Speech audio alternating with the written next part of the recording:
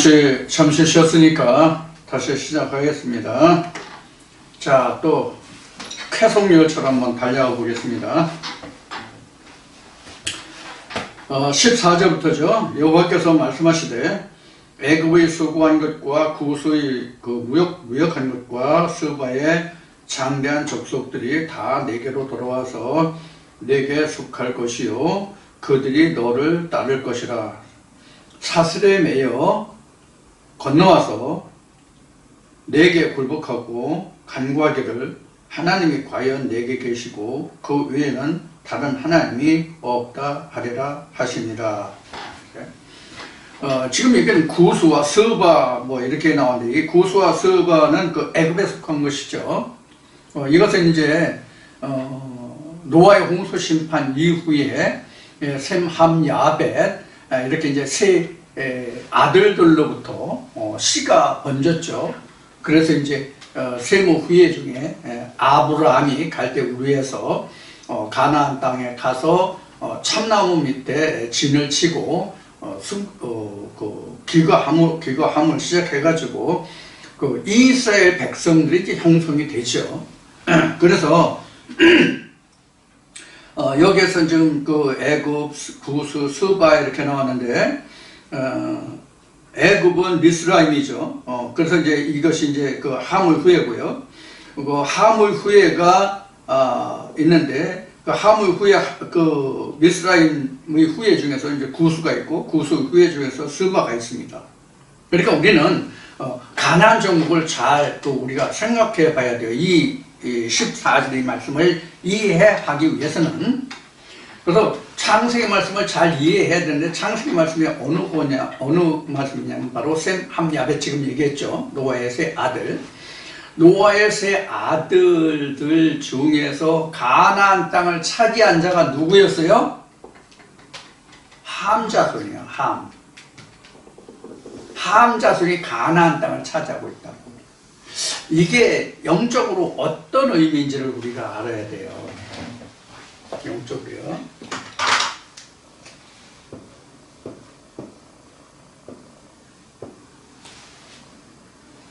여기가 가나안이잖아요. 가나안인데 이게 함 자손이라고. 지금 얘기는 그 셈, 함, 야벳 이렇게 있었잖아요. 근데 이 가나안 땅을 차지한 자들이 함 족속이었다고요. 이게 이제 여러분들 그 창세기 6장에서부터 11장까지를 잘 보면은 이 그 셈, 함, 야벳이 어떻게 시족이 번졌는지를 이제 알 수 있고, 12장부터 이제 그 아브라함의 이야기가 겹쳐서 창세기 17장쯤 이후에 가면은 그 가나안 땅을 하나님이 아브라함과 언약하시잖아요. 그 언약한 그 언급에 보면 열 족속인가 일곱 족속인가 나오죠. 그게 다 전부 함의 후예들이에요. 이 후예들이에요. 이것이 지금 우리가 영적으로 의미하면 굉장히 지금 의미하는 것과 커요. 이 함이 우리 마음이에요. 지금 현재로 보면요. 이걸 정복하는 거예요. 이걸 정복하는 거라고. 이게 지금 여기가 가나안인데, 여기가 원래 하나님의 경작하는 땅이 되어야 하잖아요. 그런데 함의 땅이라고. 이게 언제까지? 하나님의 말씀이 종자가 뿌려져서 싹이 나서 꽃이 펴서 열매가 맺어서 먹기까지는 이게 함의 땅이라고. 이걸 제하는 거거든. 창세기에서 언급한 그 출애굽의 의미가 여기 있어요. 출애굽의 의미가. 출애굽에 와서 이루어지는 것이 아니라 여기에서 있다고. 그럼 여기에서 있는 것이 그 이전에는 그럼 무엇을 정했냐면 이삭으로부터 난 자야 하리라. 너희 4대 후에 가나안 땅을 주겠다 하는 것이 그런 의미를, 이 시대가 끝나서 4대가 돼야만 이 땅이 하나님 내 땅이 될 것이다. 이것이 지금 이사야서로 보면 12절, 13절에 전체로는 11절에 기록된 내용이에요. 자, 우리가 이사야서를 보면서 지금 천지창조를 보고 출애굽을 보고 노아의 홍수 심판을 보고 지금 천지창조를 보고 우리가 어떻게 가나안 땅에 들어갈 것인가를 보고 지금 다 나와 있다고 여기에. 그래서 지금 이사야가 이 말을 한 지는 적어도 3,000년이라고. 적어도 3,000년이야. 적어도 3,000년 전에 한 말이 오늘 우리에게 똑같이 적용되고 응하고 있다고. 그래서 하나님은 어제의 하나님도 되고 오늘의 하나님도 되고 내일의 하나님도 된다. 전에도 계셨고 시방도 계시고 장차 오시리다 이렇게 되는 거예요. 이게 시대적으로나 개인적으로나 똑같단 말이에요. 바로 이런 것을 지금 설명하고 있는 말씀이 지금 14절이에요. 그래서 구수라고 하면서 이 자손들이 모든 것을 여기에 하나님의 땅으로 경작할 수 있도록 주겠다는, 되겠다는, 그렇게 한다는 것을, 이것을 처음과 나중 너희가 하나님의 하신 일을, 내가 한 일을 너희가 진술을 해봐라 이런 얘기거든. 지금 이사야를 통해서. 당시에 이사야가 유대 백성들에게 한 말은, 증거한 말씀은, 야, 우리가 이만저만 했지 않느냐, 우리 민족이, 우리 조상 아브라함 때 우리가 갈대우르에서 한 개인이 불과했지 않느냐, 그 시를 하나님이 이렇게 해서 오늘날 우리가 있게 했지 않느냐, 그것을 그때는 얘기했을지 몰라요. 이런 역사적인 과정을 통해서 우리가 이렇게 했다, 이렇게 자라왔다. 근데 우리가 하나님을 이렇게 해서 우리가 이런 벌을 받는다라고 얘기했을지 몰라요. 그렇지만 현재 우리로 보면 그거는 단순한 아브라함이 되면서 그들이 어떻게 겪어왔다는 이스라엘, 그들 그 혈통에 대한 역사를 말하는 것이고, 그것만을 말한다면, 지금 제가 이야기하고 있는 것은 하나님의 이름을 부르고 하나님의 성호를 부르면서, 이름이라는 것은 성호, 하나님의 거룩한 이름을 부르면서 하나님의 자녀가 되겠다고, 하나님의 백성이 되겠다고 하는 사람들에게 오늘날 적용될 것은 바로 지금 이야기한 이런 거라고. 이 전체가 나잖아, 각자나. 이걸 지금 누가 찾아오고 있냐고. 내 마음이 다 찾아오고 있잖아. 지금 하나님의 설당이 없잖아. 이걸 땅을 만들고 여기에 사람을 짓고 뭐 이렇게 설명하고 있는 거란 말이에요. 지금 사람은 여기가 사람이라고, 여기는 사람이 아니라고. 이건 다 지금 전에 얘기했잖아요. 비스트라고, 여기 짐승들이라고. 이게 나무들이라고, 이게 다 비스트라고 지금. 여긴 짐승이라고 보고 있는 거예요. 여기만 사람인 거예요. 그래서 사람은 예수뿐이 없다. 성경에서 말하는 사람은 예수뿐이 없다. 그래서 에이맨이라는 것이 사실은 우리가 영어로 해서 지금 에이맨이지만 이게 에이맨이 히브리어에서부터 온 거잖아요. 이걸 음사해서 헬라어도 아멘, 영어로 아멘으로 된 거지, 이 에이맨이라는 뜻이 한 사람이라는 뜻이 아니라고.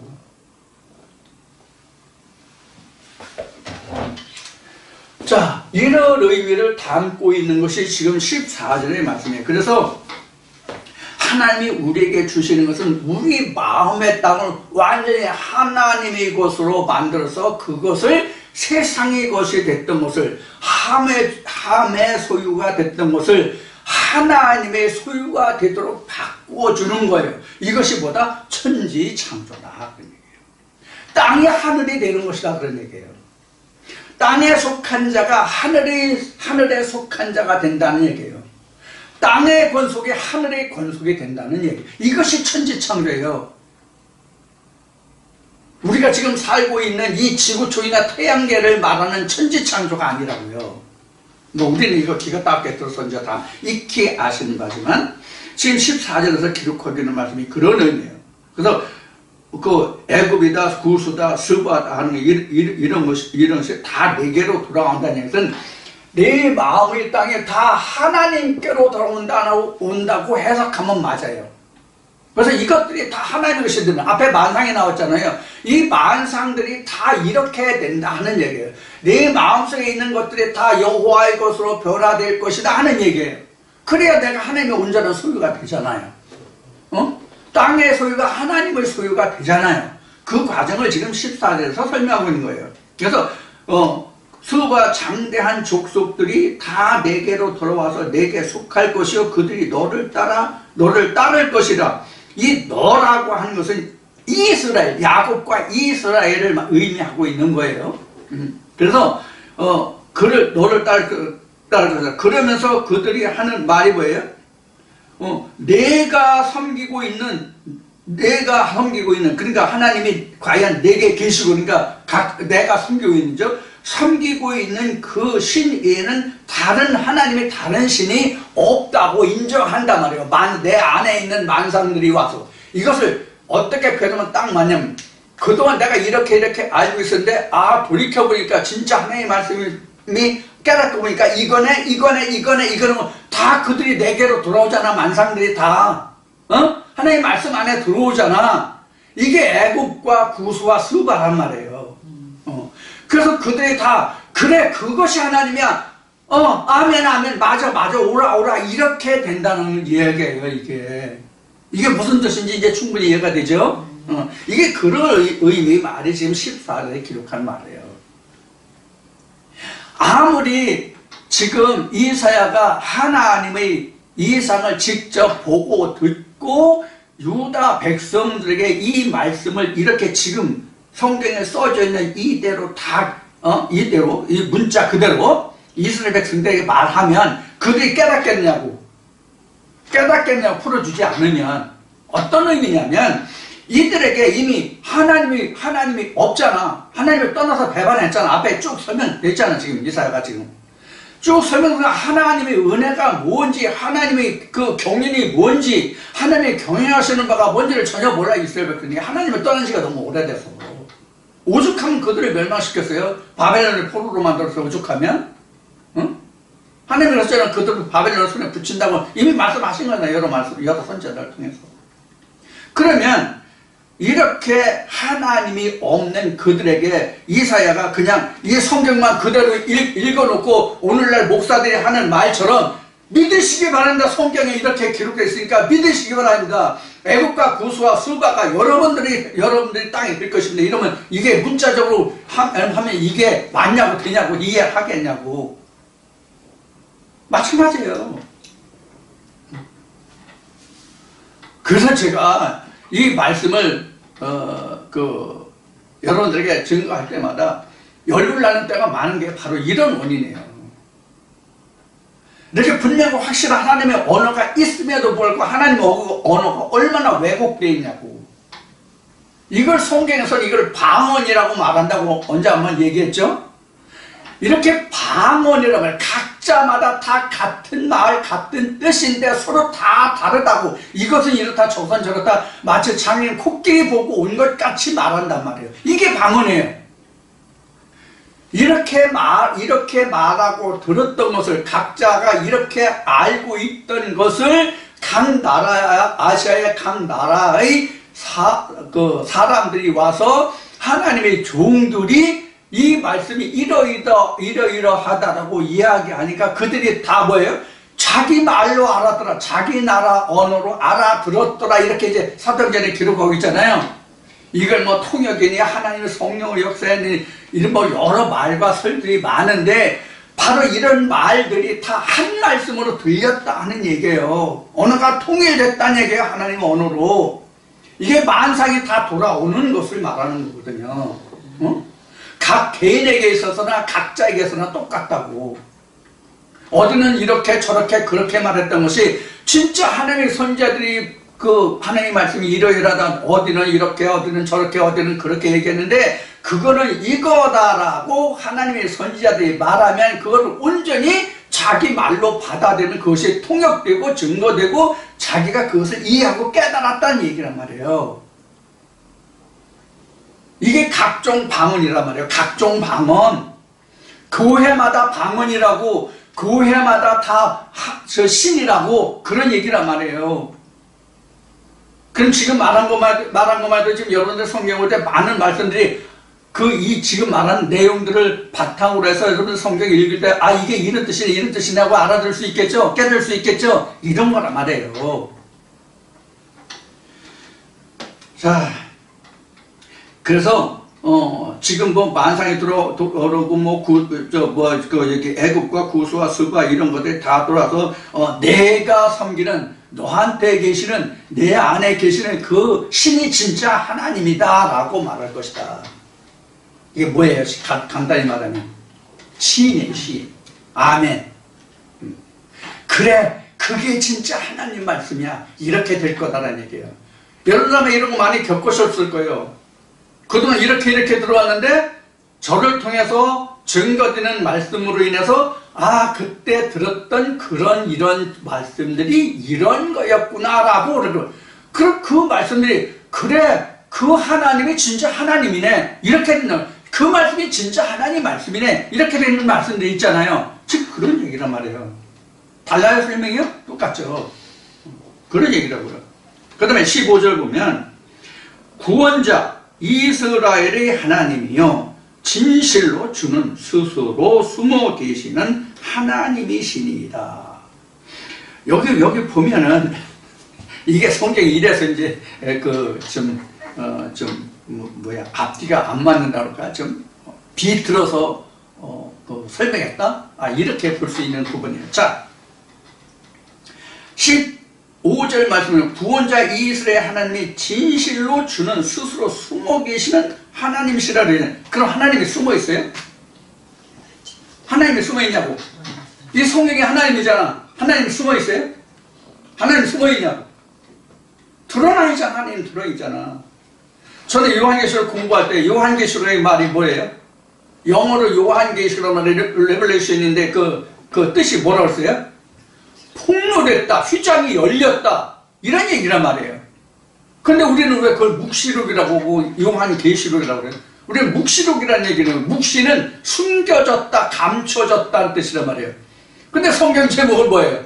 폭로됐다, 열려졌다, 이미 알려졌다, 드러났다, 이런 의미를 가지고 있는 거란 말이에요.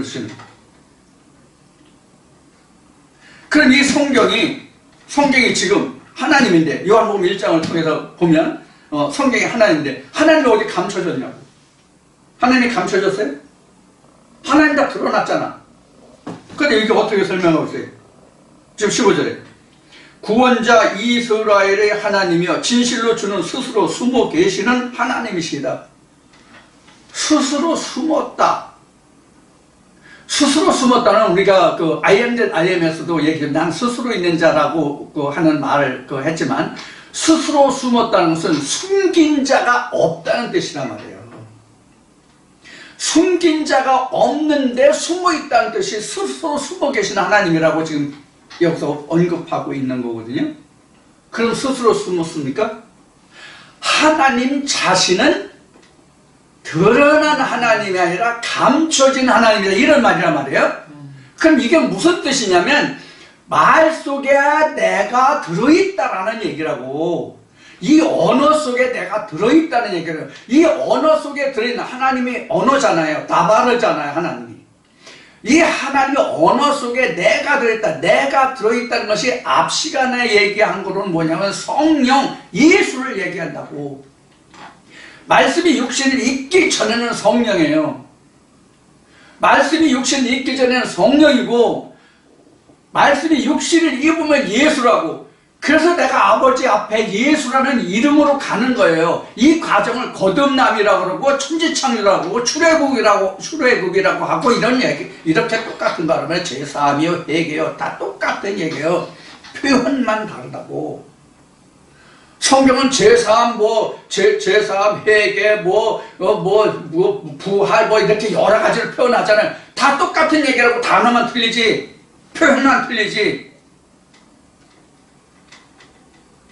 앞 시간에도 조직신학 얘기했지만, 그 조직신학 또는 교의학, 이렇게 얘기를 하는데, 이 조직신학에서 말하는 그 모든 설과 설은 다 통째로 하나로 묶인다고. 예수가 한 말로 얘기하면 나에 관한 이야기들이라고 다. 응? 거듭남, 부활, 회개, 다 예수에 관한 얘기라고. 그래서 레위기 23장에 기록한, 뭐 23장뿐만 아니라 뭐 출애굽부터 그 많은 절기들이 기록되어 있고, 이렇게 뭐 어느 때는 뭐 이렇게 하나님 섬기는 예법이 나오지만, 그게 예수 그리스도가 오기까지 하나님을 섬기는 예법으로 두었다라고 히브리서까지 증거하고 있잖아요. 그러니까 예수가 오면 모든 절기가 폐하여지는 거고, 모든 예법이 폐하여지는 거고, 예수 하나로 통하는 거라고. 그래서 내가 시작과 끝이라고, 내가 처음과 나중이라고 이야기하는 거란 말이에요. 모든 것이 나로 인해서 된다는 얘기예요. 시작도 나요, 끝도 나단 얘기예요. 자, 지금 이사야를 보고 있지만 지금 구약, 신약, 뭐 창세부터 지금 요한계시록까지 지금 다 나오잖아요. 자, 그래서 지금 여기 15절에서 기록한 것은 구원자 이스라엘의 하나님, 구원자는 여호와 하나님뿐이 없잖아요. 그래서 구원하는 자가 여호와 하나님뿐이 없기 때문에 나 외에는 다른 신이 없다는 얘기예요. 그러나 구원하지 못하는 자, 즉 영생을 주지 못하는 신은 엄청 많다고. 이게 거짓 선자예요. 이게 만상들이라고. 그 만상들을 생명으로 끌어들이는 거란 말이에요. 하나님의 말씀을 인해서 만상들이 생명과 호흡을 받아서 생명으로 살아나는 거죠. 쉬운 얘기로 지난날 우리가 들었던 그 많은 말씀들이 있지만 그 말씀들은 어때요? 생기가 들어가 있지 않잖아. 생기가 들어가 있지 않다가 생기가 들어가는 그 말씀들이 살아오잖아요. 그러니까 그것이 내 소유물이 되는 거예요. 즉 하나님의 소유물이 되는 거란 말이에요. 하나님 나라가 되는 것이, 하나님 나라가 내 안에서 확장되는 것이, 가나안에 살고 있는 함의 족속을 멸해가는 거지. 그게 곧 전쟁이잖아요. 일곱 대접의 재앙이잖아요. 그래야 그것이 끝나야 14만 4천이 144규빗이 돼서 장관국과 같은 하나님의 청량자에 들어가는 거잖아. 이것이 사람의 청량, 곧 하나님의 청량이라고 나온 거잖아요. 그 사람이 곧 예수라고, 예수의 청량이란 말이에요. 사람이 나 같은 우리 같은 이 세상에 속한 그런 사람이 청량이 아니라. 자, 이제 15절이 이제 그런 의미를 가지고 있어요. 그래서 스스로 숨어 계시다는 얘기는 누가 숨긴 것이 아니라, 하나님은 누가 숨기지 않았잖아요. 숨긴 것이 아니라 하나님은 본래부터 드러나 있지 않은 하나님이라 그런 뜻이에요. 왜 그럼 본래부터 드러나지 않느냐면 스스로 계신 자인데, 즉 사람의 창조의 손에 속하지 않은 분인데 그 자체가 숨어져 있는 거란 말이에요. 그것을 그래서 하나님이 예수가 말한 대로 말씀으로 거룩하게 하사 이 말씀으로 세상에 온 자가 하나님으로부터 보냄을 받은 자라는 말을 너희는 왜 참남이 여기느냐, 이렇게 이야기하고 있는 거예요. 이것이 무슨 뜻인지 이해하시길 바라고요. 그 다음에 16절을 보겠습니다. 우상을 만드는 자는 부끄러움을 당하며 욕을 받아 다 함께 수욕 중에 들어갈 것이로되, 이렇게 되세요. 우상을 만든 자는 그러니까 창피에 들어간다, 저주에 들어간다, 이제 이렇게 말할 수 있는 말씀이 이제 16절인데, 우상을 어떻게 만들었어요? 삼림 중에서 좋은 나무를 베서 뭐 줄을 치고 깎고 다듬고 금장색을 통하여 금을 칠하고 은을 칠하고 뭐 대패를 깎고 다듬고 색칠해서 정교하게 만든다, 이렇게 나왔잖아요. 그런 사람들을 얘기하는 거예요. 여기에서 우리는 그동안 여러 번 얘기했지만 이게 깎고 다듬고 숲속에서 나무를 뭐 베어다가 자, 나무를 베면 산 나무예요, 죽은 나무예요? 죽은 나무죠. 그렇죠? 이게 뭐냐면 많은 교인들 중에서 너는 사명자야, 너는 이렇게 해야 돼, 저렇게 해야 돼서 신학을 하는 사람들이 한둘이 아니에요. 자기 의지로 신학을 하는 사람들이 더 많겠지만 지금 이야기한 대로 우리 흔히 세상적으로 하는 신기가 있어. 너 사명을 받아서 무엇도 맞추고 무엇도 그러면 너 신기가 또 하나님 좋은 게 돼, 이래서 신학을 하는 사람들이 많잖아요. 이런 사람들이 그 나무들 중에서 산림 중에서 배임을 받은 나무라고 하는 거예요. 그렇게 해가지고 장색들이라는 것은 신학 교수들을 얘기하는 거예요. 신학 교수들이 정교하게 줄을 대고 자를 저자에서 대표를 깎고 다듬고 그 위에 입히고 이런 거란 말이에요. 이거 무슨 뜻인지 이해가 되시죠?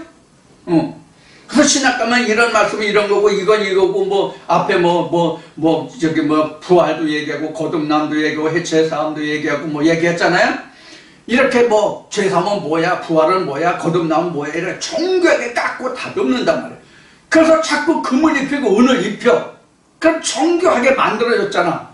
근데 정교하게 만들어졌는데 그 만들어진 틀 안에서 움직이는데 스스로 계신 하나님은 알지 못하니까 사람의 어깨에 매임을 받는다, 또 매임을 받는다 이렇게 된 거예요.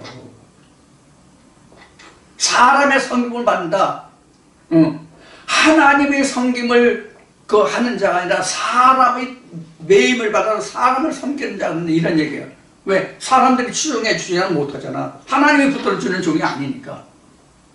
나의 기뻐하는 내가 붙드는 종 야곱을 오라 이런 말씀이 있잖아요. 그게 아니라는 뜻이란 말이에요. 이게 우상이에요. 이게. 그래서 단에 서서 하나님의 말씀을 생기의 말씀을 주장하지 못하면 전하지 못하면 그것을 우상이라고 하는 것은 우상을 생기를 주장하지 못하느니라라고 되어 있잖아요. 생기를 주장하지 못한다는 건 하나님의 생명의 말씀을 알지 못한다. 그것으로 증거하지 못하느니라 이와 같은 얘기란 말이에요. 그래서 내가 뭐 성령을 받았네, 뭘 받았네, 교회 다니면 다 여러분들 성령 받았습니다. 이거 다 이렇게 같은 얘기예요. 성령 받았으면 성령이 요한복음 14장 17장 앞 시간에도 얘기했지만 성령을 받았으면 성령이 이 말씀이 이러하고 저러하다라고 다 성령이 가르쳐 주신다고. 요한복음 보세요. 요한복음 어떻게 해요? 성령을 중보하는 자 성령이 오면 내가 지금 생업어둔 그것을 깨닫게 하고 이해하고 설명하라 이렇게 돼 있잖아요. 그것을 깨닫게 하라고 돼 있잖아요. 그럼 깨달아서 자기가 증거하는 자가 돼야지. 증거를 받는 자가 아니라 배움을 가르침을 받는 자가 아니라 자기가 증거하고 자기가 전하는 자가 돼야지. 그럼 여기서 우리가 또 한 가지 생각해보자고요. 뭘 생각해보냐면 하나님이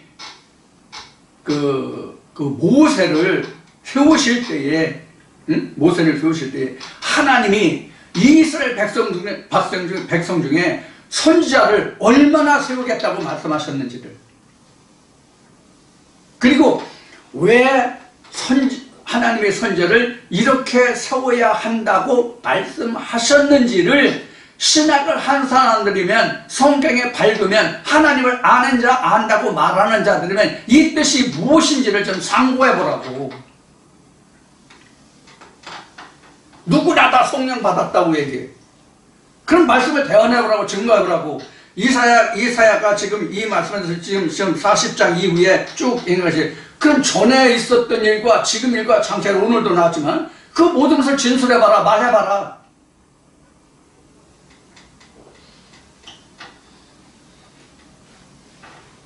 전에, 지금, 장차라는 거 얘기한 거 우리가 단순하게 얘기해서, 전에도 하나님은 생명 역사를 하셨고, 이스라엘 이렇게 역사했고, 이렇게 해서 오늘날 이렇게 됐다. 이런 얘기가 아니란 말이에요. 하나님의 말씀이 지금까지 너는 이러이러했는데, 네 말씀이 지금 하는 이야기가 지금은 이러이러해서 이러한 상태인데, 하나님의 음성이 들어오면 너가 이것이 어떻게, 이 말씀이 어떻게 변화돼서 그 결과는 무엇이 되다. 이것이 전과 지금과 나중이란 말이에요. 쉬운 얘기라서 천지 창조에 대해서 내가 증거해 보아라 이야기와 같은 거예요. 통틀어서 크게 이야기하는 거예요. 어떻게 하는 것이, 무엇이 어떻게 되는 것이, 어떻게 하면 하나님의 일이 이렇게 되는 것인지, 그게 천지창조. 그렇게 되면 뭐가 어떻게 변해서 그것이 결과는 뭐다. 이게 전과 지금과 나중이란 말이에요. 이것을 진술해보라는 얘기거든. 이걸 할 수 있냐는 얘기야, 이거를. 왜 이런 얘기가 자꾸 기회 있을 때마다 얘기하냐면, 모든 교회에 있는 목사들이나 또 말씀에 대해서 목사들이 증거하는 말씀에 대해서 좀 이해가 좀 빠르고 그런 사람들이 다 자기도 성령 받았고 성령 있다라고 얘기거든. 성령이 있다와 성령을 받았다는 것이 상당히 차이가 있다라고 생각하셔야 돼요. 성령 받은 자는 모세와 예수와 선지자들 뿐이라고 성경을 통해서 얘기하면, 그러면 선지자와 즉 모세와 예수가 또 선지자들이 사도들이 한 말씀을 온전히 청종하고 순종하는 자들에게도 성령은 있어요. 그러나 그들은 성령 자체가 역사하는 자가 아니란 말이에요. 이것을 생각하란 말이에요. 이것을. 그래서 하나님이 모세에게 이스라엘 백성들 중에 선지자를 얼마를 세우겠다, 형제들 중에 얼마를 세우겠다, 이것이 그 말라기서에 잘 증거되어 있잖아요. 왜 한 명만 두었느냐, 이런 것들을 우리가 착각하면 안 돼요. 그럼 이제 그렇게 하면 이제 뭐가 되냐면 월권이 되거든요. 하나님 안에서의 월권이 된다고요. 질서의 하나님이기 때문에 선지자를 한 사람뿐이 안 세울 거예요. 우리가 성경 역사도 보면 뭐 선지자들이 엄청 많았어요? 동시대에? 아니거든요. 시대를 따라 선지자를 뒀단 말이에요. 자, 이제 그것이 이제 16절에서 우상을 만드는 자는, 우상을 만든다고 하니까 옛날에 우리나라로 보면 그 부처도 만들고, 나무를 베다가 깎고 다듬어서 우리 목줄 치잖아요. 성경에도 줄 친다는 목줄이 있지만, 그래서 뭐 깎고 다듬어서 뭐 남자도 만들고 여자도 만들어서 이제 마을마다 세우고, 뭐 천하 뭐 대장군, 지하 여장군 해서 뭐 세워놨잖아요. 이런 정성이나 돌부처나 또는 돌부처란다. 부처상이나 또는 단군신상이나 뭐 이런 것이 우상이 아니라고. 꽤 오래됐습니다만 파주인가 어디에 단군신상을 만들어 놨어요. 기독교계에서 엄청 들고 일어났거든요. 그 단군신상하고 성경은 무슨 상관이에요? 그 우상하고. 교회 다니는 사람이 단군신상한테 가서 하나님 아버지가 그럴 것 같아서 걱정했나? 이게 바로 뭐냐면 알지 못하는 데에서 오는. 우상은 다시 정리해서 말하면, 정확하게 얘기했지만 다시 정리해서 말하면, 생기를 대안하고 생기를 주장하지 못하면 다 우상해. 그러니까 우상은 교회에 있는 거예요. 우상은 교회에 있는 것이지 밖에 있지 않아요. 하나의 말씀을 생명력 있는, 생명이 있는 하나님을 죽은 하나님으로 증거하면 이것이 생기 없는 그 말씀이거든요. 그렇게 하면 그 자가 우상이에요. 자, 우상에 대해서 이제 여러 번 얘기했고, 여기서 이제 이 뒤에도 이제 우상에 대해서 쭉 나오니까 이제 봅시다. 자, 18절 보자고요.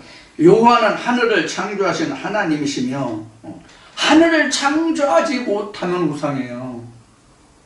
그럼 하늘이 뭐가 하늘이에요? 여기가 하늘이잖아. 여기가 하늘이잖아. 여기 하늘이 없었잖아. 하늘이 없어 여기 하늘을 창조하여 펴지 못하면 이 말씀이 아니면 우상이라고. 지금은 이제 세상 뜬지 오래됐지만 전에 무슨 교회야 거기가? 김땡수 목사가 있었잖아요. 자살한 목사. 무슨 교회야 서머나교회. 엄마난가 서머난가.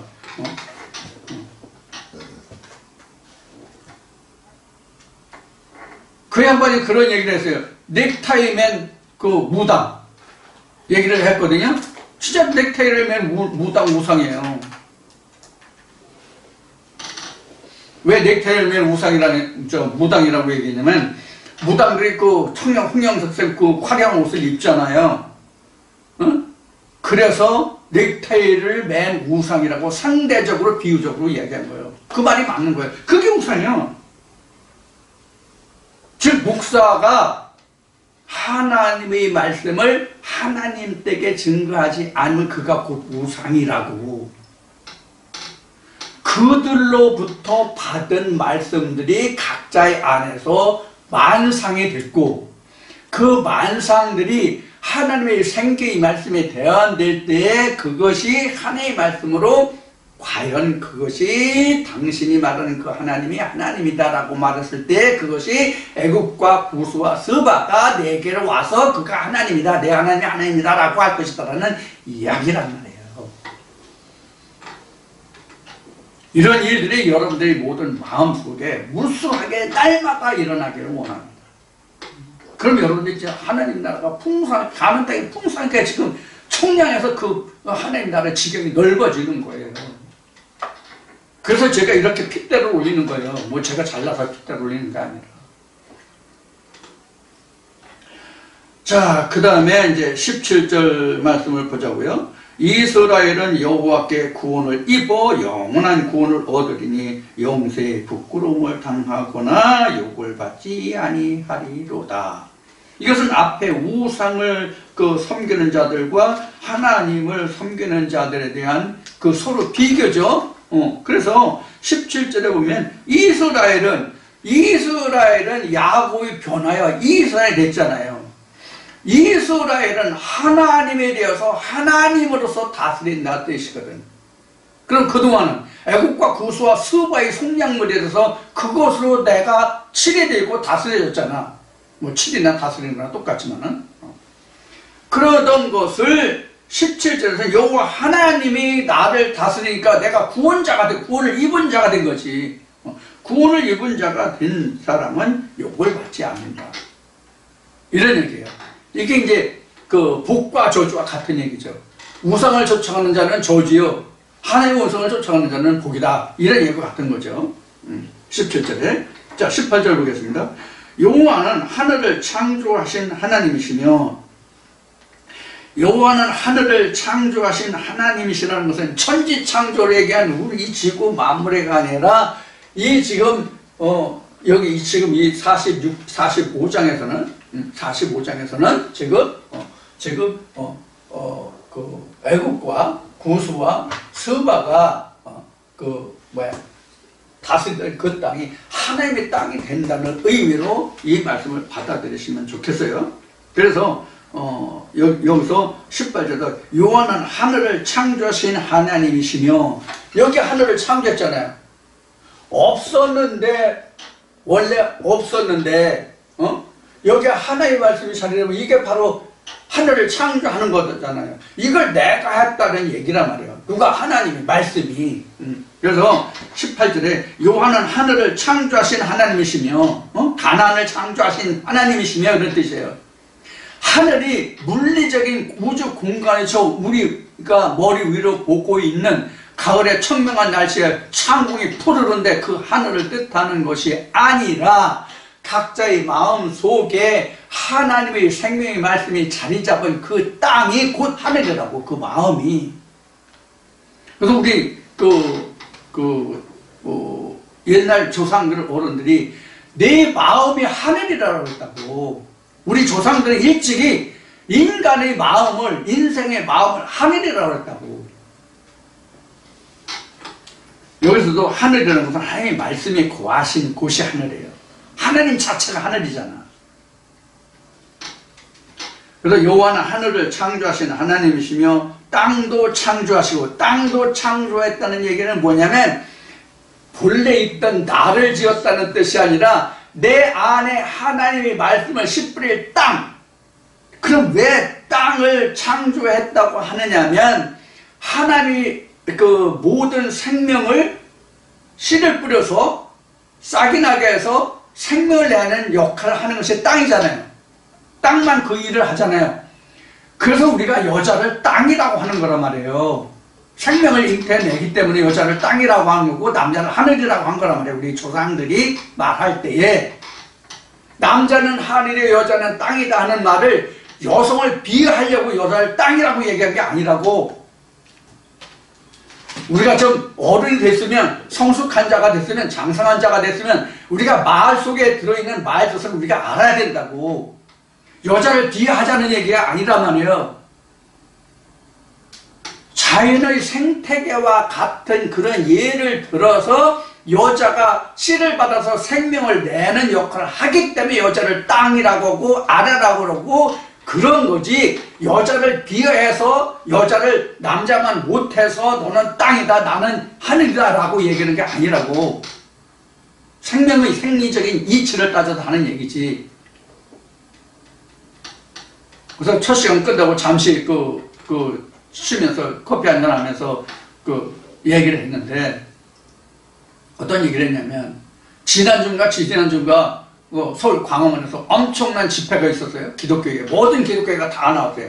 뭐 100만이니 몇십만이니 하는 것 같은데, 처음 이렇게 기독교계가 일사불란하게 한마음 한뜻으로 모여서 이렇게 대규모 집회를 한 것이 제가 80평생 살아면서 처음이에요. 그럼 집회의 슬로건이 뭐냐면 차별방제. 차별방제. 그럼 뭐 차별이냐? 성차별이에요. 성은 차별하는 것이 아니라 성이 다르다는 것이지 성에 차이가 있다는 얘기가 성차별이 아니라고. 남자는 남자의 생리가 있고 여자는 여자의 생리가 있잖아요. 똑같은 사람이라고. 똑같은 사람인데 남자의 생리와 여자의 생리가 다르다고. 이것을 다르다는 것이지 구별하는 것이지 남자가 오라고 여자는 열등하다는 뜻이 아니라고. 이것을 정치적으로 이용해서 뭐 페미니즘이니 뭐 무슨 니즘이니 해가지고 지금 하니까 세상이 얼마나 시끄러워요. 남자도 여자라고 생각하면 여자가 되고 여자도 남자라고 생각하면 남자가 되고. 그럼 이게 성의 정체성이 세워져요 안 세워져요? 응? 이것을 말씀으로 보면 어떤 세상이 말하는 불교에서 얘기하는 것도 회교에서 말하는 것도 뭐 어떤 종교에서 말하는 것도 다 하나님이다라고 얘기하는 종교 통합자들하고 똑같은 얘기란 말이에요. 그들도 하나님 있고 저들도 하나님 있고 우리도 하나님 있고 다 똑같은 하나님이다. 지금 이런 짓거리를 오래전에 해가지고 말씀 많이 났죠? 이것과 똑같은 얘기예요. 하등 나눌 게 없다고. 이런 짓거리들을 지금 세상으로나 종교적으로나 지금 일어나고 있는 일들을 보면서 우리는 무엇을 생각하면 말세다. 물론 성경에서 말하는 남자와 여자의 그 성별은 우리가 생리학적으로 말하는 남자와 여자하고는 틀려요. 그냥 세상적인 예를 들어서 이치를 들어서 하나님을 표현했을 뿐이에요. 시편 78편에 있는 말씀과 같이. 그럴 뿐이지 성경이 말하는 남녀와 세상의 생리학적으로 말하는 남녀의 그 이야기가 아니에요. 성경은. 그런 것을 우리가 참고하시고, 그래서 18절에 기록한 하늘을 창조하시며 또 땅을 창조하시고 견고하게 하시고 헛되이 창조치 아니하시고 사람으로 거하게 지으신 자신이라. 사람으로 거하게 한다는 이 말의 핵심이야.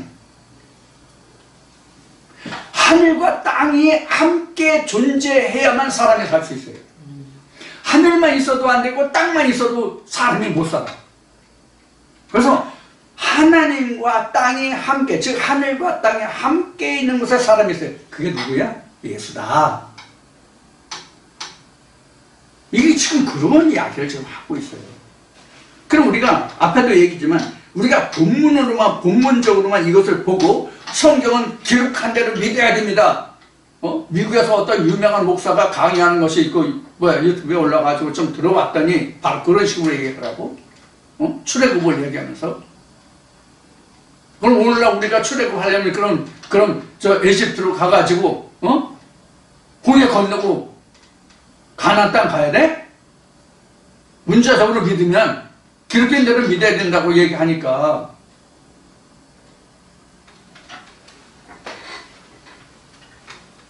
요새 보면 천지창조 이사야 강의하는 게 유튜브에 많이 나와 있더라고요.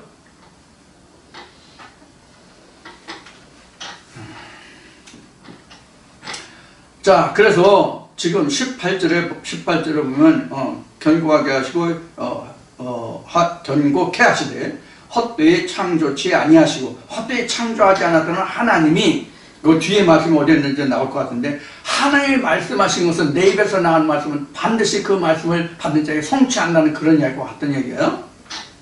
그때 그 말씀에 나는 여호와라, 나 외에 다른 신이 다른 이가 없느냐. 다른 이가 없다는 얘기는 앞에도 언급했듯이 이런 땅에서 이런 함과 구수와 습과의 땅에 하나님이 나를 즉 생명을 창조하니까 나 외에 없다. 그래서 나 외에 다른 신이 없다는 말이 바로 여기죠. 그래서 그 18절 말미에 보면 나는 여호와라, 나 외에 다른 이가 없다. 이 얘기는 나 외에 다른 신이 없다와 같잖아요.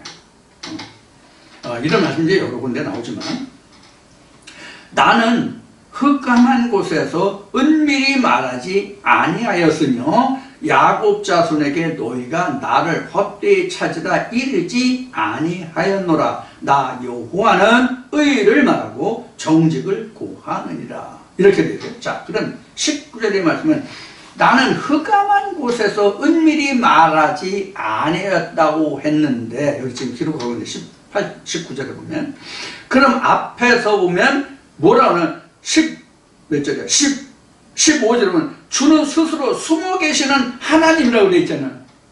숨은 것은 은밀한 곳에 있는 거잖아요. 근데 여기는 은밀히 말하지 아니었다라고 되어 있어요. 그럼 이게 서로 상반되는 것 같죠?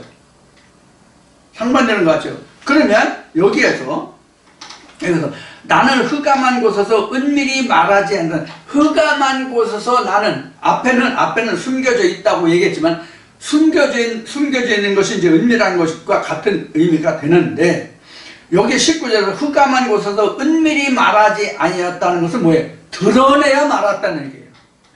그럼 어떻게 하나님이 숨겨져 있는데 나는 은밀한 곳에서 드러내서 말았다고 하느냐? 내 선자를 보내서 나를 증거하게 했다는 이야기가 바뀌어요. 하나님은 앞에도 얘기했고 오늘 이제 몇 번 얘기했듯이 하나님은 뼈와 살이 없다고 얘기했잖아요. 예수가 그것도 뼈와 살이 없으면 드러내야 말할 수가 없잖아요. 그래서 드러내야 말하는 것은 스스로 숨은 자가 어떤 사람의 말씀이 육신을 입어서 그 사람을 통해서 은밀한 곳에 계시지만 숨어 계시지만 그 증거하는 자를 통해서 내가 밝히 드러냈다는 뜻이에요. 그걸 일을 하는 자가 누구예요? 하나님의 선지자예요. 하나님의 말씀을 통해서 보냄을 받은 자들이란 말이에요. 그래서 이 19절 맞나? 19절에서 말하는 내가 흑암한 곳에서 은밀히 말하지 않았던, 내가 너희들에게 선지자를 통해서 내가 은밀히 있는 자지만 내가 선지자를 통해서 내 말씀을 받은 자를 통해서 나를 드러내어 말하게 했다는 얘기예요. 그래서 이 세상에 우리에게 언제 하나님을 보내냐, 하나님이 어디 있냐 할 때에 성경은 어떻게 그러면 너희들 중에 하나님의 선지자가 있음을 알리라 하는 말씀이 있단 말이에요. 그래서 그가 하나님을 숨기지 않고 드러내야 말하잖아.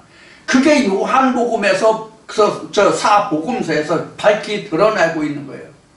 내 뒤에 오시는 이를 외치는 자가 누구예요? 세례 요한이잖아요. 그래서 하나님의 성령을 받은 자가 그 뒤에 오시는 예수를 증거하는 사람들을 지금 여기에서 말하는 것은 은밀히 말하지 않고 드러내어 말했다는 얘기예요. 그래서 세례요한이 나는 빛이 아니요 빛에 대해 증거하는 자라 이런 얘기예요. 이 증거되는 것이 은밀히 말하지 않았다가 드러냈다 이 뜻이란 말이에요. 자, 그래서 야곱 자손에게 너희가 나를 헛되이 찾으라 이르지 아니하노라. 왜? 드러내야 말했기 때문에 야곱 자손들에게.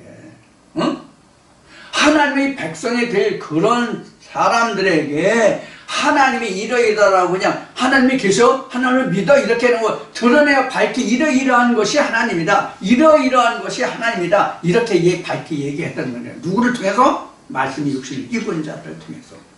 즉 하나님의 선지자들을 통해서. 이런 얘기가 되는 거죠. 그래서 19절에 그런 얘기. 이런 자들을 통해서 헛되이 찾으라 하지 않았다. 이미 내가 드러내는 선자를 너희들에게 보냈다 이 뜻과 같단 말이에요. 그래서 자, 이렇게 해서 헛되이 찾으라 하지 않았고, 나 여호와는 의와 그 다음에 정직을 말한다. 의는 곧 정직이에요. 의는 하나님을 믿으니 아브라함이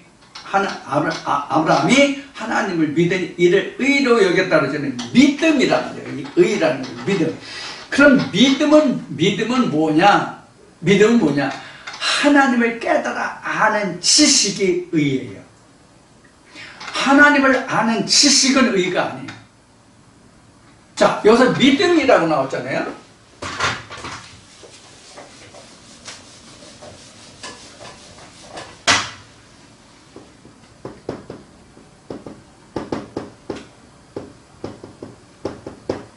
믿음의 이름이에요. 이거 그동안 수없이 얘기했어요. 여러분 남의 이미 다 이해하십니다. 믿음은 이름이에요. 그런데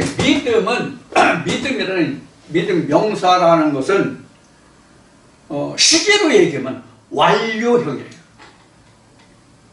제 이름이 이태수잖아요. 그럼 이태수는 처음 이름을 지었을 때부터 영원히 이태수예요. 이태수가 이름시잖아요. 명사잖아요. 그런 의미에서 보면 믿음은 뭐냐면 완료형이란 말이에요. 그러나 성경이 말하는 믿음은 진행형이에요.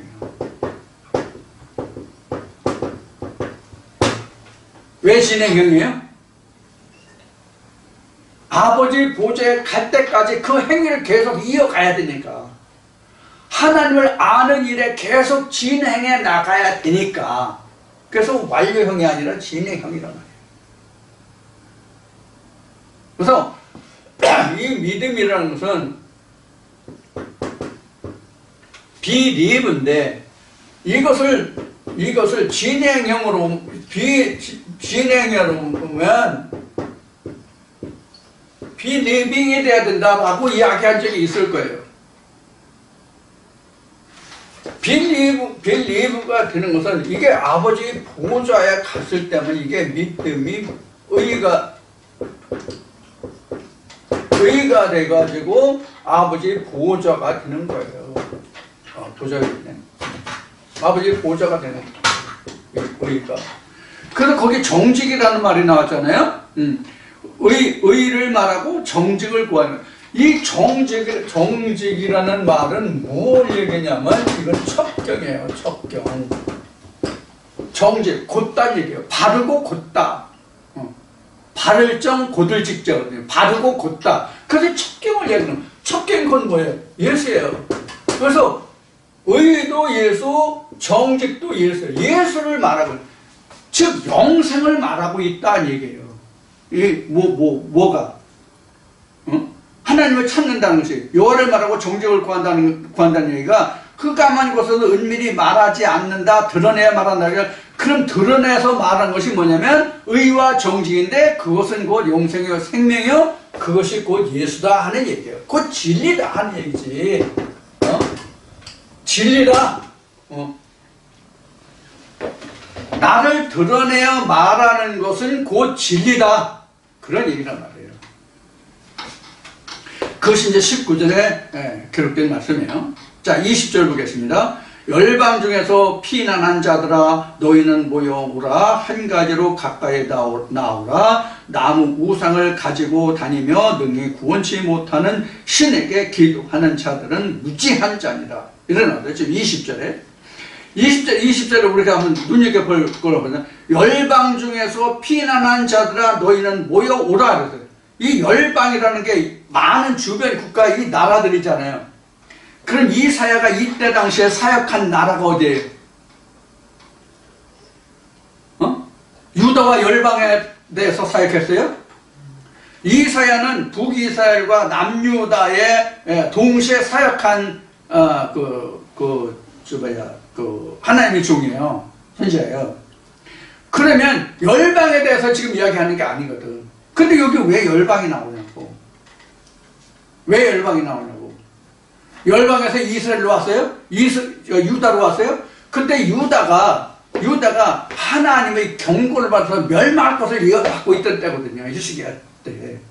어? 나는 괜찮아. 이미 말씀에 싫어하죠. 나는 히스기야가 죽게 됐을 때 벽을 대고 통곡하면서 기도했잖아요. 그래서 하나님의 선지자가 와가 기도했는데 왜 기도했어요? 너는 이제 죽고 다시 살지 못하리라 했어요. 그래서 통곡하게 기도했잖아요. 내가 여호와를 이만저만 좀 했는데 왜 내게 이럴처럼 뭐 이렇게 기도했는지 뭐 했는지 하여튼 히스기야가 그렇게 기도했을 때 하나님이 들으시고 선지자에게 답어주기를 야 히스기야가 이렇게 부르짖는데 그는 죽지 않고 살리라. 그래서 그 아비 이런 걸 내가 뒤로 물려서 그 술을 물려주고 이런 얘기 했잖아요. 응? 그런 얘기를 했단 말이에요. 그럼 그때 당시부터 선지자가 왔고 히스기야 나음을 받은 다음에 바벨론 위문자 병 위로인가 축한가 하러 왔을 때 그 내탕국까지 다 보여주고 또 이런 바벨론 저기도 그것이 다 바벨론의 그 탈취물이다 이런 이제 예고가 나오잖아요. 이미 멸망할 것을 예고한 유다의 이방 나라 사람들이 유다로 몰려왔을까요? 응? 멸망하는 나라의 사람들이 몰려왔겠냐고 열방에서. 예를 들어서 대한민국이 아니면 미국이 중국이 영국이 불란서가 독일이 멸망이 지금 예고돼 있어. 그럼 세계 각국에서 그 나라 살기 위해서 그 나라로 몰려갈까요? 이와 같은 이치를 한번 생각해 보자고요. 이미 유다가 멸망이 예언되어 있는데 유다가 지금 그 국력이 쇠잔해가지고 지금 풍전등과 같은데 열국이 거기로 피난해서 거기가 살겠다고 지금 올까요? 근데 여기 이렇게 이야기하고 있어요. 열방 중에 피난한 자들아 이렇게 되죠. 이게 말이 되냐고. 그때 상황을 우리가 연상해보면 전혀 이해할 수 없는 이야기잖아요. 그럼 이 열방이 과연 뭐냐? 열방이 과연 뭐냐?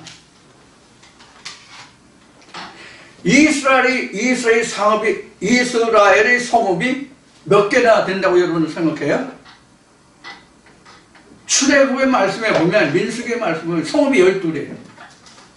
각 지파별로 하나씩 성읍을 주셨잖아 하나님. 각 지파별로 가나안 땅에 지경을 주시고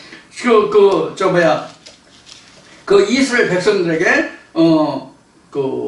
적자의 그 아들들과 서제 아들들을 6씩 가서 6지파씩 나눠서 그리심산과 에발산이라고 했고 12지파에 12성읍을 주셨단 말이에요. 그러면 그 12성읍이 다 똑같은 하나님의 종들로부터 즉 레위 족속의 레위 지파에서 아론 지파에 속하는 자들에서 제사장 족속이 제사장직을 했는데 그들이 다 각자 하나님이 있었단 말이에요. 그래서 그들이 다 열방인 거예요. 12지파가 다 열방이 되는 거라고. 우리도 각자 속에서 말씀이 어떤 말씀이 이렇게 12지파가 있다고 생각하시면 돼요. 내가 알지 못하지만 내 안에도 12지파가 있다고 생각하시면 돼요. 그런 것들이 여기서 열방이에요. 거기에서 이런 말씀 저런 말씀 이것 저것 한 것 중에서 하나님 앞으로 말씀을 듣겠다고 달려오는 자들 그런 뜻이에요. 그래서 여러분의 피난한 자들 너희는 모여 오라. 한 가지로 가까이 나와 오라. 한 가지로 한 가지로는 똑같은 구원으로 오라는 얘기예요. 여러 갈래로 오지 말고 한 갈래로 오라는 얘기예요. 한 갈래로 와서 나무 우상을 가지고 다니며 능히 구원치 못하는 신에게 기도하는 자들은 무지한 자니라. 이렇게 그 피난하여 오는 자들이 모습이 이런 거예요. 하나님께로 살겠다고 그러는데 자기 우상을 들고 온단 말이에요. 처음 상태가 다 이래요. 저나 여러분들이나 처음부터 우리가 하나의 말씀이 정립이 된 게 아니에요. 자기 우상을 들고 왔다고 우리가 하나님 앞에. 자, 그렇게 생각하시면 돼요. 이 말씀을 자기 우상을 들고 다 쫓아와요. 그런 사람들은 다 무지한 자들이야. 그래서 무지한 자들이라는 얘기는 아직 하나님을 아는 지식이 없다는 뜻이에요. 그래서 무지한 자들이라 너희는 고하며 진술하고 또 피차 상의하여 보라. 이 일을 이전부터 보인 자가 누구냐? 예로부터 구한 자가 누구냐? 나 여호와가 아니냐? 나 외에 다른 신이 없나니 나는 공의를 행하며 구원을 베푸는 하나님이라. 나 외에 다른 이가 없느니라 그랬어요. 즉 우상을 들고 즉 하나님의 지식이 없는 자들이 와서 그들이 이제 와서 그들에게 구하여 진술하여 보라고 지금 이야기하는 거예요. 이사야가 하나님의 말씀을 유다 백성들에게 와서 진술하고 또 피차 상의해 보라. 그러니까 이방 나라 너희들이 각자 자기 신을 가지고 왔잖아. 그럼 그것을 가지고 너희들 서로 진술해 봐라. 진술해 봐라. 피차 상의해 봐라. 이 일을 이전부터 보인 자가 누구며 예로부터 구한 자가 누군지를 너희가 상고하고 피차 논의해 봐라. 상의해 봐라. 그래서 나 여호가 아니야 이런 것들을 알게 하니까 나 외에 다른 신이 없나니 공의를 행하며 구원을 베푸는 자는 나 외에 다른 신이 없다 이렇게. 그러니까 우상들에게 나 외에 다른 신이 없다는 것을, 즉 하나님을 알지 못하는 자들에게 나 외에 다른 신이 없다는 것을 이러이러한 예를 들어서 지금 설명을. 야 서로 각자 논의를 해봐. 논의해봐. 각자 자신을 얘기하면 이 말씀 저 말씀 여러 말씀들이 있잖아요. 그 말씀과 말씀들을 이게 말 열방이란 말이에요. 이 말씀과 말씀들을 논의해서 거기에 진짜 하나님이 누군가 전의 일과 나중 일과 될 일을 서로 논의해봐라. 그 말씀들을 상고해봐라는 얘기예요. 자세히 짝을 맞춰보라는 얘기예요. 그렇게 해서 그 공의와 구원을 베푸는 하나님이 하나님이 너희들이 말하는 열방이 말하는 그런 신들 속에 있었느냐를 너희가 서로 상의해보고 논의해봐라. 상고해봐라. 그런 얘기란 말이에요. 그렇게 하면 나 외에 다른 신이 없음을 너희가 알 것이다 하는 얘기란 말이에요. 자, 그래서 좀 시간이 걸려도 45장을 마치겠습니다. 땅끝의 모든 백성아 나를 앙망하라. 그리하면 구원을 얻으리라. 나는 하나님이라 다른 이가 없음이니라 했어요. 그래서 하나님을 앙망하면 하나님을 앙망하면 이런 뜻이잖아요. 근데 땅끝의 모인 백성아, 그럼 땅끝이 어디예요? 땅끝이 어디예요? 지구가 둥근데 땅끝이 어디냐? 땅끝처럼 가장 먼 데라고 생각하면 돼요. 그럼 가장 먼 게 뭐냐? 무에서 어디에서부터 어디까지가 가장 먼 것이냐? 하나님을 알지 못하는 그 순간, 그때가 가장 먼 데예요. 하나님을 알면 가장 가까운 것이고, 하나님이 멀리 있는 그 바다 건너에 있느냐, 하늘에 있느냐, 그래서 너희가 바다를 건너서 하늘 올라가서 하나님 말씀 받으겠냐, 매우 심히 가까운데, 입술에 있느냐, 이 말씀 있잖아요. 하나님의 말씀이 내 안에 있으면 내 입술에 있다고. 그 내 입술에 입지 못하면 땅끝에 있는 거 가장 먼 데 있는 거예요. 땅끝이라고 하는 것은 내 마음 끝 가장거리예요. 내가 알지 못하는 거기에 있다는 얘기예요. 이게 가장 먼 거예요. 땅끝이에요. 그래서 실제 땅끝을 얘기하는 게 아니에요. 그래서 구원을 얻는 그 자체가 하나님뿐이 없다. 그래서 나 외에는 다른 이가 없다라고 지금 몇 번을 지금 강조해서 얘기하는 거잖아요. 지금 앞에 쭉. 그다음 23절 보요. 내가 나를 두고 맹세하기를, 하나님을 두고 맹세하기를 나 입에서 의로운 말이 나왔은즉, 앞에 하고자 했던 말이 여기 나오네. 내가 나를 두고 맹세하기를 나 입에서 의로운 말이 나갔은즉 돌아오지 아니하나니 내게 모든 무릎이 꿇겠고 모든 혀가 맹약하리라 하였노라. 여기서 나 입에서 의로운 말이 나왔은즉 돌아오지 아니한다는 뜻은 그 말씀을 받는 자에게 그대로 남아진다는 얘기예요. 그 사람의 것이 된다는 얘기예요. 그러니까 돌아오지 않죠. 즉 하나님의 좌정할 땅이 있다는 얘기예요. 이게 내가 땅을 만들고 거기에 사람을 지었다는 말과 같은 얘기란 말이에요. 그 말씀이 내 마음에 좌정하고 계시면 하나님의 계시의 처소가 됐잖아. 이게 하나님의 성소가 지성소가 되는 것이거든요. 그래서 여기서 나 입에서 의로운 말이 나갔은즉 돌아오지 아니하라. 근데 여기서 돌아오지 아니하는데 받지 않으면 하나님의 말씀은 돌아온다고. 그러면 이 말씀이 받는 자와 받지 않는 자를 생각할 수 있잖아요. 여기서 우리는 한쪽만 생각할 것이 아니라 다른 쪽도 생각해보면 의로운 말씀이 나갔을 때 의로운 말씀이 돌아오는 자도 있단 말이에요. 그럼 이게 뭐예요? 그거 저주라고. 그럼 우상으로 그냥 남는 거야. 아, 내가 전에 들었던 말씀이 맞아. 지금 이가 이렇게 얘기했는데 이가 틀려. 이러면 다시 전의 자리로 돌아가는 거예요. 그래서 하나님께로 돌아왔다가 다시 돌아가면 나중 형편이 처음보다 못하다라고 얘기하는 거예요. 이렇게 됩니다. 자, 그래서 모든 혀가 맹약하리라 하였느라. 무엇을 맹약해요? 네가 섬기는 하나님이 진짜 하나님이다 이렇게 맹약한다는 얘기예요. 아, 이게 진짜 하나님이네. 그 다음에 24절 어떤 자의 내게 대한 말의 의와 힘은 여호와께만 있나니 사람들은 그에게로 나아갈 것이라. 무릇 그를 노하는 자는 부끄러움을 당하리라.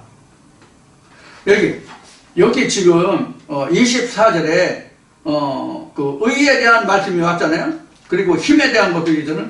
근데 사람들은 그에게로 나갈 것이라는데 무릇 그를 노하는 자는 이게 바로 돌아온다는 뜻이에요. 하나님의 자랑할 것이 없잖아. 그럼 돌아간다고. 그럼 받지 않는 자와 받는 자라 말이에요. 쉬운 얘기로.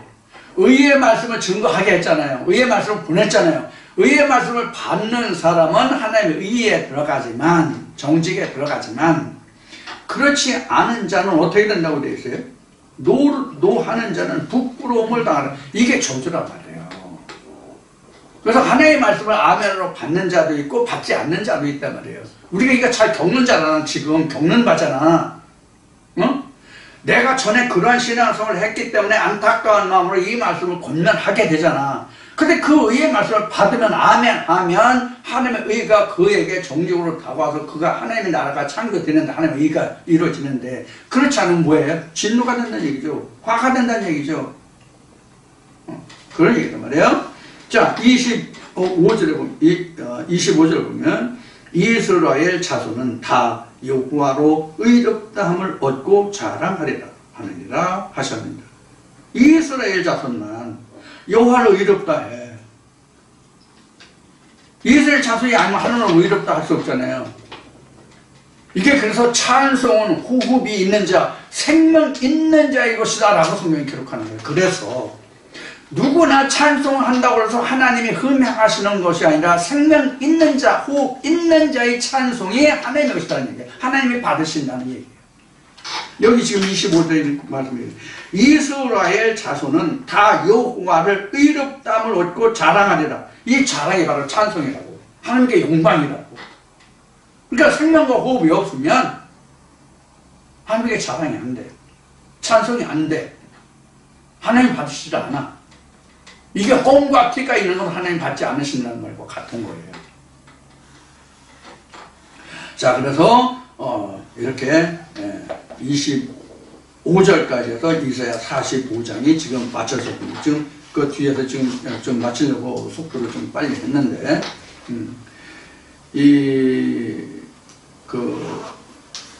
의와 그 힘이라는 말이 거기 나와요. 의는 앞에 설명했기 때문에 그 빼고 이 힘은 하나님의 그 견고하고 하나님의 든든함 이런 거예요. 그래서 앞에 그 아브라함이 상수로 밑에서 그 가나안 땅에서 상수로 밑에서 자리 잡았다고 이제 그 했잖아요. 이 상수의 나무가 실제 상수의 나무가 아니라 이것은 하나님일 때 하나님의 그늘 아래 그가 진쳤다 이 말과 같은 것이라는 얘기를 했었는데 바로 힘이 바로 그 여호와를 얘기하는 거예요. 힘. 의도 여호와 하나님, 힘도 여호와 하나님. 네, 그런 뜻입니다. 자, 이렇게 해서 이사야 45장을 모두 마쳤습니다. 자, 오늘 여기서 다 마치고요. 다음 주에 다시 뵙기로 하겠습니다. 이제 날씨가 이제 좀 많이 기온이 급강한다고 하니까 그 일교차가 심한데 건강 조심하시고 다음 주에 다시 뵙겠습니다. 감사합니다.